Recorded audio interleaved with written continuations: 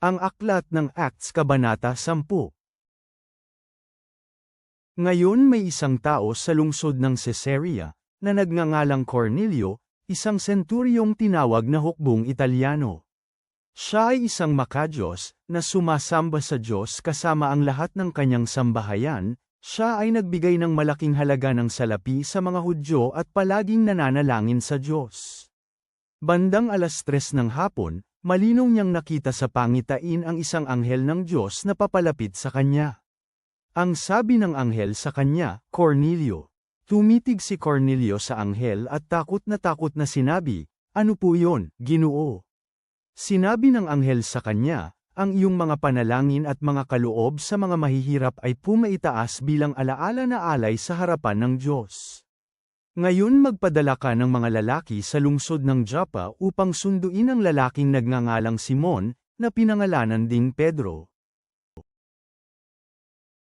Siya ay naninirahan sa bahay ng mambibilad ng balat ng hayop na si Simon, na ang bahay ay nasa tabing dagat." Nang makaalis ang anghel na kumausap sa kanya, tinawag ni Cornelio ang dalawa sa kanyang mga tagapaglingkod sa bahay, at isang sundalo na sumasamba sa Diyos na kabilang sa mga sundalong naglilingkod rin sa kanya. Sinabi ni Cornelio sa kanila ang lahat ng nangyari at sila ay pinapante sa Joppa. Bandang tanghali kinabukasan, sa kanilang paglalakbay papalapit sa lungsod, si Pedro ay pumunta sa bubungan upang manalangin. Nagutom siya at gusto niya ng kumain, ngunit habang nagluluto ang mga tao ng pagkain, nabigyan siya ng isang pangitain.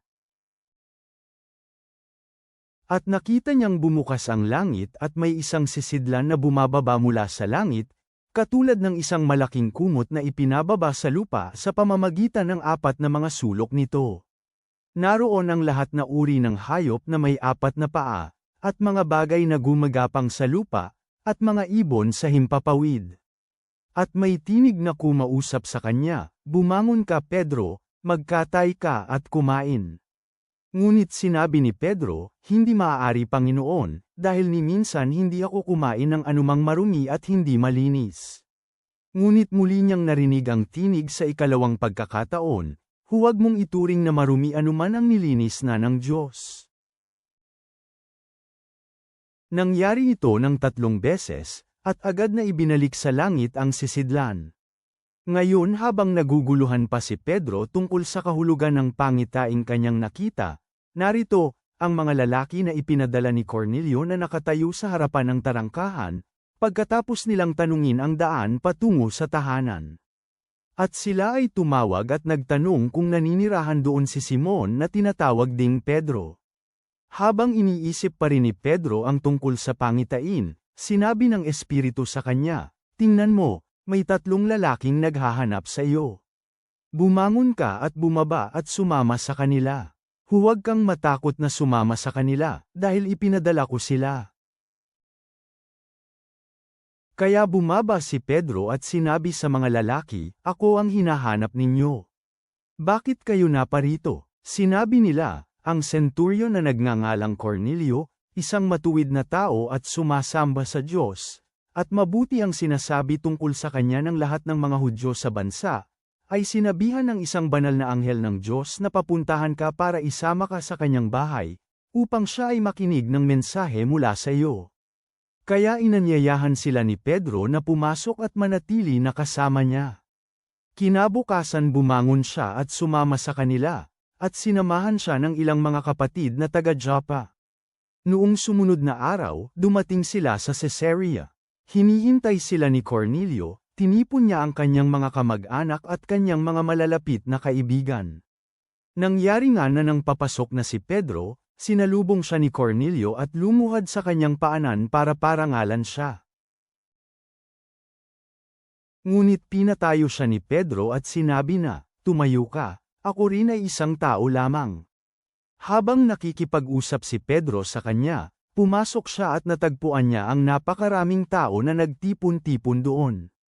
Sinabi niya sa kanila, "Batid ninyo mismo na hindi naaayon sa batas para sa isang Hudyo na makihalubilo o bumisita sa kaninuman galing sa ibang bansa. Ngunit ipinakita sa akin ng Diyos na hindi ko dapat tawagin ang sinuman na marumi o hindi malinis. Kaya pumunta ako na hindi na nakipagtalo ng ako ay papuntahin dito. Kaya tinatanong ko kayo kung bakit ninyo ako pinapanta.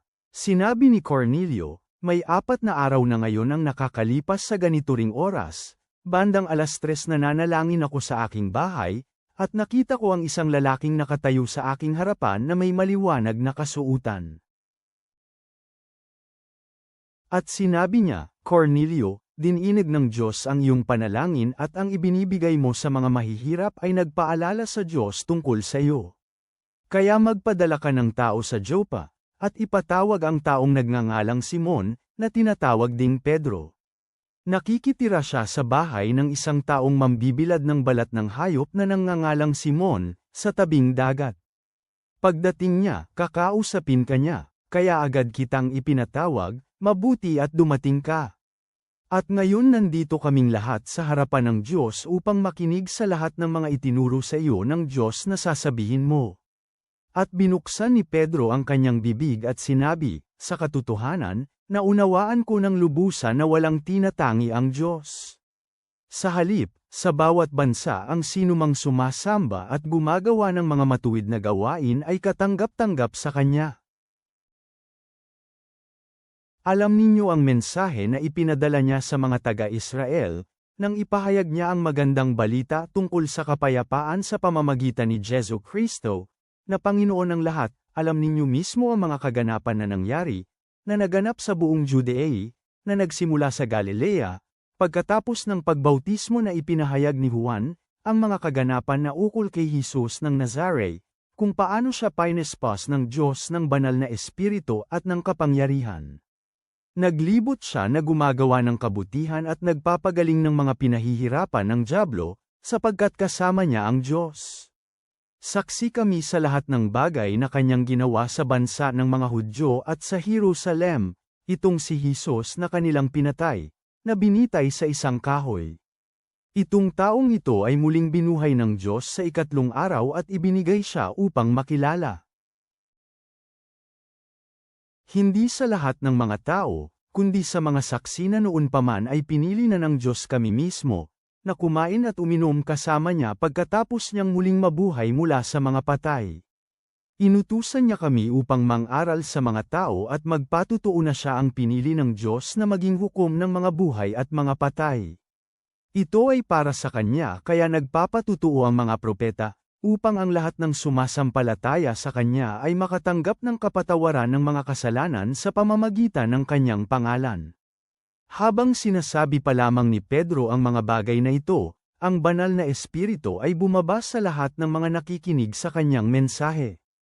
Ang mga taong napabilang sa mga mananampalatayang tuli, lahat ng mga sumama kay Pedro, ay namangha, dahil ang kaloob ng banal na espiritu ay naibuhos din sa mga Gentile. Dahil narinig nila ang mga Gentile na nagsasalita ng iba't ibang wika at nagpupuri sa Diyos. Pagkatapos sinabi ni Pedro, mayroon bang hahadlang sa mga taong ito upang hindi mabautismohan sa tubig, ang mga taong ito na nakatanggap ng banal na espiritu na katulad natin? At sila ay inutusan niya na magpabautismo sa ngalan ni Jesu Kristo. At hiniling nila na manatili siya sa kanila ng ilang araw. Ama sa langit, kami ay lumalapit sa iyo na may mga pusong puno ng pasasalamat, na hinikayat ng kwento nina Pedro at Cornelio. Tulungan mo kaming tanggapin ang tawag na ibahagi ang iyong pag-ibig at kaligtasan sa lahat ng tao, anuman ang kanilang pinagmulan. Naway maging bukas kami sa iyong gabay at handang lumampas sa aming mga ginhawa, tulad ng ginawa ni Pedro, upang makapagtayo ng mga tulay ng pananampalataya at pag-unawa. Hayaang magningning ang iyong liwanag sa aming landas, sa pangalan ni Jesus. Amen.